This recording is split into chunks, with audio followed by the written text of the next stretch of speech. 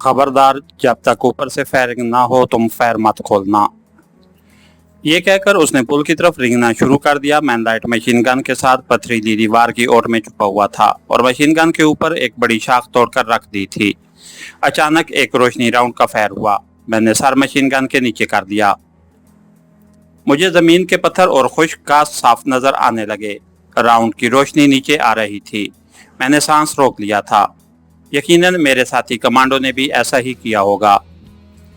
इस बार भी रोशनी राउंड के साथ हैवी मशीन गन और मार्टर का फायर न हुआ। शायद रूटीन के मुताबिक रोशनी राउंड का फायर हुआ था। रोशनी राउंड जमीन के करीब आकर बुझ गया और एक बार फिर अंधेरा छा गया। मैंने आहिस्ता से सर उठाकर अंधेरे में आंखें पूरी तरह खोलकर देखा। दूर ऊपर पुल के गेट पर से एक संतरी डबल मार्च करता पुल की दूसरी जानिब चला जा रहा था।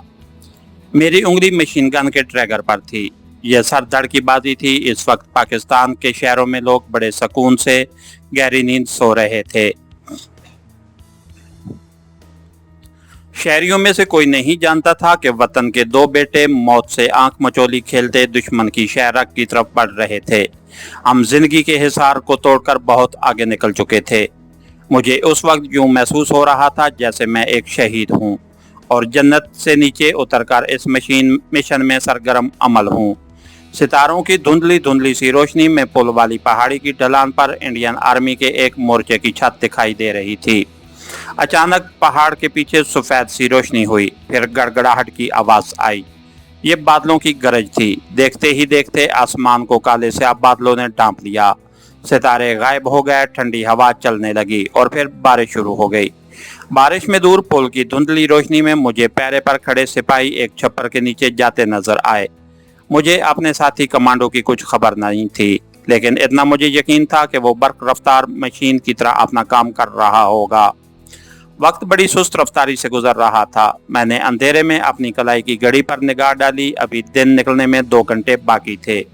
मैं बहुत जल्द अपना मिशन खत्म करके वहां से निकल जाना चाहता था, लेकिन ये काम इतना आसान नहीं था। मुझे हर आन यही धड़का लगा रहता था कि अभी पुल के ऊपर से मेरे साथी कमांडो पर फायरिंग शुरू हो जाएगी। उसके जवाब में मुझे अपने साथी को कवर देना था। हमारा प्रोग्राम ही यही था कि मरने से पहले पुल के नीचे डायनामाइट लगाकर उसे उड़ा दिया जाए, खा हम में से कोई जिंदा ना बचे। डायनामाइट सिलेंडरों के साथ एक टाइम बम भी लगाया जाना था, लेकिन अचानक हमले की सूरत में बारूद पर पिस्तौल से फायर करके पुल को अपने साथ ही धमाके से उड़ा देना भी हमारे प्रोग्राम में शामिल था। बारिश तेज हो गई थी। पुल पर अब कोई संतरी नजर नहीं आ रहा था। 15-20 मिनट गुजर गए, मगर मुझे यूं लगा जैसे 15 घंटे गुजर गए हों। मुझे बारिश में एक झाड़ी अपनी तरफ आती दिखाई दी। मैंने मशीन गन का रुख उसकी तरफ कर दिया, लेकिन वो मेरा साथी था। वो कीचड़ में लथपथ था। मेरे कान के करीब मुंह लाकर सरगोशी में बोला, मैंने डायनामाइट लगा दिया है, अब पुल के दूसरे गेट की तरफ जाता हूँ। इतना कहकर वो नाले के निक्षेप में लड़क गया। नाले में अब बारिश का पानी आ गया था। अंधेरे और बारिश में मेरा साथी अब मुझे नजर नहीं आ रहा था। डायनामाइट के फटने में आधे घंटे का वक्फा डाला गया था। ये बात हमें पहले से मालूम थी। 20 मिनट के अंदर अंदर मेरे साथी को पुल के दूसरे गेट के नीचे दीवारों के पत्थरों में डायनामाइट के 6 सिलेंडर लगाकर वापस आना था। अब एक एक मिनट एक एक घंटे का हो गया था। मैं पाक फौज के इस जानबाज कमांडो की जुर्रत और दलेरी पर अंगश्त बदनदा हूँ था। वो भूल गया था कि वो जिंदा है और पीछे पाकिस्तान में उसकी माँ, बहन, बीवी या बच्चे भी हैं जो उसका इंतजार कर रहे होंगे। इस वक्त इस सरफरोश कमांडो की माँ, बहन, बीवी और बच्चे उसका वतन अजीज पाकिस्तान ही था। 5 मिनट गुजर गए, फिर मजीद 5 मिनट गुजर गए। बारिश मुसलसल हो रही थी। पहाड़ों की बारिश बड़ी मूसलाधार होती है।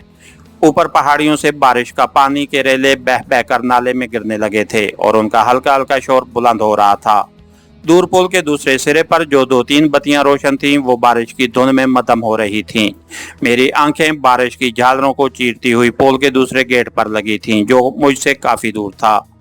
मेरे साथी को गए पूरे 15 मिनट गुजर गए कि एकदम एक के बाद दीगरे 2 रोशनी राउंड के फायर हो गए। हर तरफ रोशनी फैल गई। साथ ही machine gun, light machine gun और राइफल के फायरों के धमाके गूंजने लगे।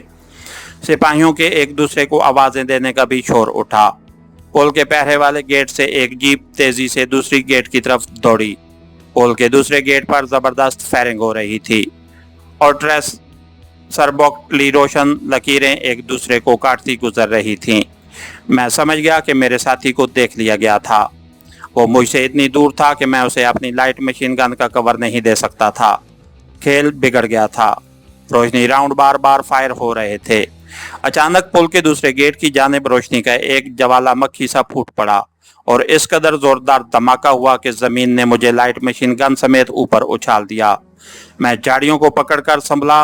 पुल के दूसरे गेट पर हल्के हल्के धमाके हो रहे थे और चीखों पुकार मच गई थी। छोटा बड़ा फायर जारी था।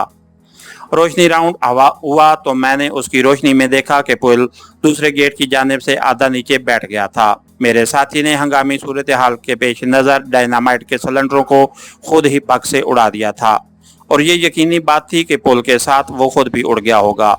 पुल के मेरे वाले गेट की पोस्ट में से हैवी मशीन गन की फायरिंग शुरू हो गई थी। साथ ही आसपास की ढलानों पर से मार्टर तोप के गोले आने लगे। धमाकों से कान पड़ी आवाज सुनाई नहीं देती थी। रोशनी राउंड उस पुल के मेरे वाले गेट से फायर हो रहे थे। इंडियन फौजियों को पता चल गया था कि पाकिस्तानी कमांडोज ने ही पुल को हिट किया है और वो आसपास ही छुपे हुए हैं। मेरा वहां ठहरना खामखा अपने आप को मौत के मुंह में झोंकने वाली बात थी। मैंने अपने आप को पहाड़ी नाले में गिरा दिया। जो नाला थोड़ी देर पहले तो खुश्क था, अब इसमें बारिश का पानी निहायत तेजी से बह रहा था। पहाड़ी नाले अगरचे गहरे नहीं होते, लेकिन उनमें जब पानी आता है तो पानी की रफ्तार इतनी तेज होती है कि पाँव नहीं टिकते। नाले का तेज रफ्तार पानी मुझे पुल की उल्टी जानिब बहाए लिए जा रहा था। पानी का रुख ऐसा था कि मैं पुल के नीचे जाने की बजाय पुल से दूर हो रहा था। ये बात मेरे लिए सूदमंद थी। चंद ही लम्हों के बाद मैं पुल से काफी दूर निकल चुका था। पाट काफी तंग था, पानी बेहद ठंडा था, मेरा जिस्म सुन्न हो रहा था। बारिश उसी तरह हो रही थी। फायरिंग और मार्टर के धमाकों की आवाजें काफी पीछे रह गई थीं। अभी मैं नाले से बाहर नहीं निकलना चाहता था क्योंकि यह सारा इलाका फौज की अमलदारी में था। अगरचे नाले का यख पानी मुझे बर्फ की तरह सुनकर रहा था, मगर मैं तेज रफ्तार लहरों में बहा चला जा रहा था। गैर शऊरी तौर पर मेरे कान एक और धमाके की आवाज को सुनने के मुंतजिर थे। यह धमाका उन डायनामाइट के ताकतवर सिलेंडरों का होना था जिन्हें मेरा साथी कमांडो पुल के पहले गेट के नीचे पत्थरों में लगाकर आया था। मैंने अपने आप को कंबल में गुठरी की तरह लपेट रखा था और पानी गेंद की तरह आगे ही आगे बहा कर ले जा रहा था। अचानक आसमान पर इतनी तेज रोशनी फैली कि मेरी आंखें चुंधिया गईं। एक सेकंड बाद सारी वादी एक भयानक धमाके से लरस गई। मैंने पीछे की तरफ देखा। पुल के पहले गेट पर से आग और धुएं के बादल बुलंद हो रहे थे। मेरे साथी का लगाया हुआ पहला बारूद फट गया था और उसने पुल के उधर वाले हिस्से को भी उड़ा दिया था। इस धमाके के बाद हैवी और लाइट मशीन गन की फायरिंग और मार्टर तोपों के धमाकों का तूफान उठ खड़ा हुआ। अगरचे मैं बर्फ का गोला बन चुका था, लेकिन मैंने एक बार फिर अपने आप को पहाड़ी नाले की तेज रफ्तार ठंडे यख पानी की लहरों के हवाले कर दिया। फायरिंग की आवाजों में अब बादल की गरज भी शामिल हो गई थी। बारिश रुक गई मगर बादल अभी तक गरज रहे थे। फिर बादलों की गरज भी बंद हो गई। मैं पहाड़ी नाले से बाहर निकल आया। दूर तबाहशुदा पुल से अभी इक्का दुक्का फायर की आवाज आ जाती थी। मैं सर से पांव तक ठंडे पानी में शराबूर था। मैंने गीला कंबल उतारकर नाले में फेंक दिया और नाले की तेज रफ्तार लहरें उसे बहा कर ले गईं। मेरा जिस्म ठंड से सुन्न हो रहा था। मैंने वर्जिश शुरू कर दी और जब मेरे जिस्म की खोई हुई हरारत किसी हद तक बहाल हो गई तो मैंने कुर्ता उतार कर निचोड़ा और उसे दोबारा पहन दिया। उस वक्त मेरे पास सिवाय चाकू, 2 हैंड ग्रेनेडों, गीले करेंसी नोटों और मेरी पुरानी दोस्त सुधा रंगनी के दिए हुए सांप के मनके के सिवा और कुछ नहीं था। चाकू मैंने अपने हाथ में पकड़ लिया और बाकी चीजें जेब में डालकर टीले की चढ़ाई चढ़ने लगा। यहाँ भी गश्त करते भारतीय संतरियों का खतरा था, लेकिन पीछे इतनी तबाही मची हुई थी कि मेरे अंदाजे के मुताबिक गश्त पार्टी भी पुल की तरफ चली गई थी। बादलों ने आसमान को ढांप रखा था। हर तरफ तारीकी छा रही थी। मैं टीले पर चढ़कर बैठ गया। मैं कश्मीर की इन पहाड़ी वादियों से नावाकिफ था और अकेला किसी भी तरफ नहीं जाना चाहता था। मेरे लिए उस वक्त गफारा की कोठरी और उसके बाग का खुफिया तहखाना ही सबसे बड़ी पनाहगाह थी। मैं अंदाजे से उस टीले की तरफ चल पड़ा जिसके अकब में मेरे ख्याल में गफारा का सेब का बाग था। मेरी रफ्तार तेज नहीं थी क्योंकि चढ़ाई होने की वजह से मैं आहिस्ता चल रहा था। टीले के ऊपर पहुंचकर मगरिब की तरफ निगाह डाली। मेरे सामने नीचे एक प्याले की तरफ बनी हुई छोटी सी टहनी थी, उसके आगे एक बड़ी टेकरी थी और उसी टेकरी के पार गफारा का बाग होना चाहिए था।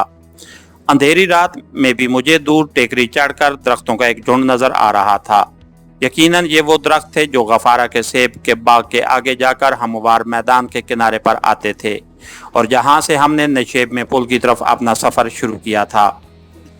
पत्थरों, चट्टानों, झाड़ियों और लंबी घास से गुजरता मैं नीचे तलहटी में आ गया। यहाँ कोई बाकायदा पगडंडी ना होने के बायस जगह जगह छोटे बड़े पत्थर बिखरे पड़े थे और झाड़ियाँ रात के अंधेरे में भूतों की तरह लग रही थीं।